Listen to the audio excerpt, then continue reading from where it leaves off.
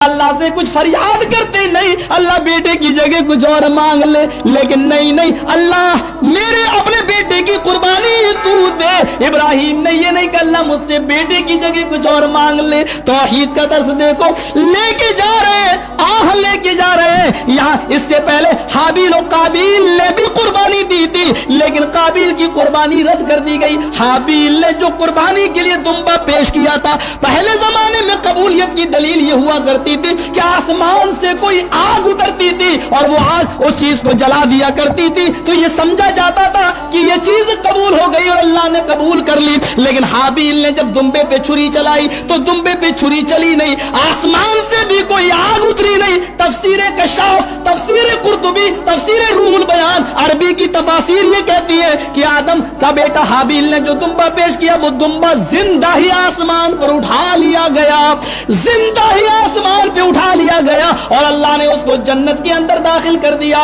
وہ اسی جنت میں چرتا رہا، کھاتا رہا، پیتا رہا، ٹہلتا رہا۔ یہاں ابراہیم اپنے بیٹے کی کو لٹا دیتے ہیں، جب کہا اے ابو جو حکم آپ کو دیا گیا ہے آپ جلدی کر ڈالیے اس کام کو، جلدی کریے، اس لیے کہ انشاءاللہ آپ مجھے صبر کرنے والوں میں سے پائیں گے۔ پھر قرآن کہتا ہے وَتَلَّهُ لِلْجَبِينِ، پیشانی کے بل پچھاڑ دیا۔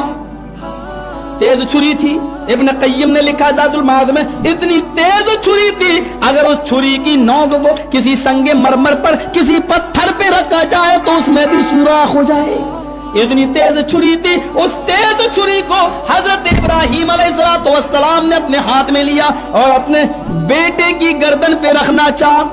بیٹا گویا ہوا، بیٹا بولا۔ مولویوں نے کچھ نمک مرچیں اپنی طرف سے بھی لگائی اس واقعے میں، کہا کہ ابراہیم نے، اسماعیل نے کہا کہ نہیں تم اپنی آنکھ سے پٹی باندھ لو اور میری آنکھوں سے بھی پٹی باندھ دو تاکہ میری محبت آپ کے دل میں اور آپ کی محبت کہیں میرے دل میں نہ آئے اور بیٹے کی محبت دل میں آئے تو کہیں آپ چھوڑ نہ بیٹھو۔ میرے بھائیوں، مجھے 13 سال ہو چکے مدرسے سے فارغ ہوئے مجھے 4 سال اور 10 سال میری مدرسے کی زندگی 14 سال۔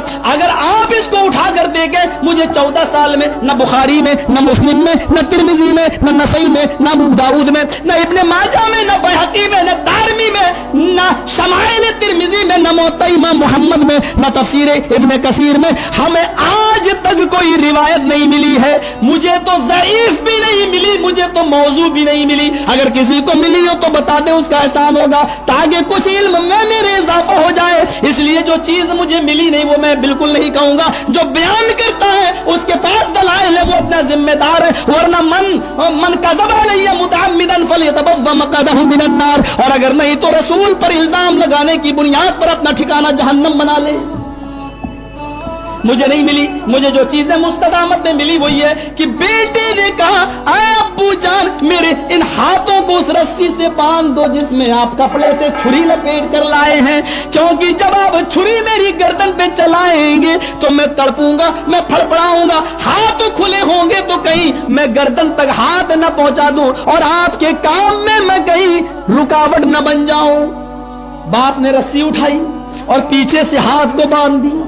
بیٹے تم اللہ کے حکم کو پورا کرنے میں میری کتنی مدد کر رہے ہو، ابو میرے پیروں کو بھی باندھ دو، پیروں کو بھی باندھ دیا۔ پھر چھری چلانے والے ہوئے کہ بیٹا بولا اے ابو جان میرے سر کے نیچے جو چادر رکھی ہوئی ہے اس چادر کو نکال لیجئے، اس لیے کہ یہ خون میں سن جائے گی، خراب ہو جائے گی، اور خون ناپاک ہوتا ہے۔ یہ چادر میرے ٹھنڈا ہو جانے کے بعد کفن کا کام دے گی اور اس چادر کا کفن بنا کر مجھے زمین میں دفن کر دینا۔ یہ الفاظ مسند احمد میں۔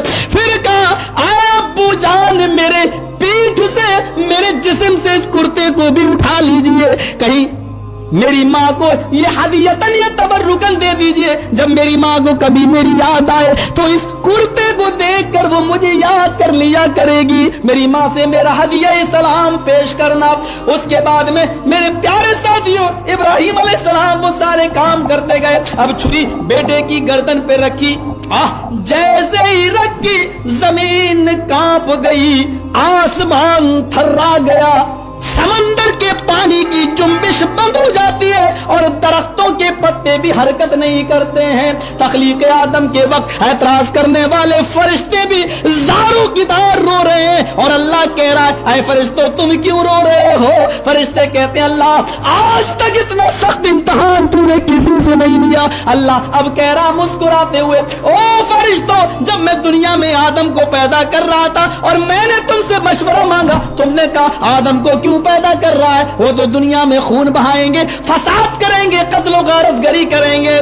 बताओ ये कत्लो गारत है, ये फसाद है जो ये कर रहे हैं? कहा अल्लाह तूने भी तो कह दिया था, इन्नी आलमु मा ला तालमून, जो मैं जानता हूं वो तुम नहीं जानते। ये तौहीद है, यानी इल्म गैब मुझी को है, फरिश्तों को भी नहीं है। और जब फरिश्तों को नहीं है तो आम इंसानों को इल्म गैब क्या होगा? ये तौहीद है। अब हिजरत जब सारी चीजें खिलाफे तवक्को इस वाक़े को देख रही थी, उस वक्त इब्राहिम की छुरी तेजी के साथ इस्माइल की गर्दन पर रवा थी, हरकत कर रही थी, लेकिन छुरी जो चलने का नाम नहीं ले रही है। अल्लाह ने छुरी को हुक्म दे दिया, आए छुरी, इब्राहिम अपना काम करेगा लेकिन तू अपना काम नहीं करेगी, तेरा काम काटने का आज बंद।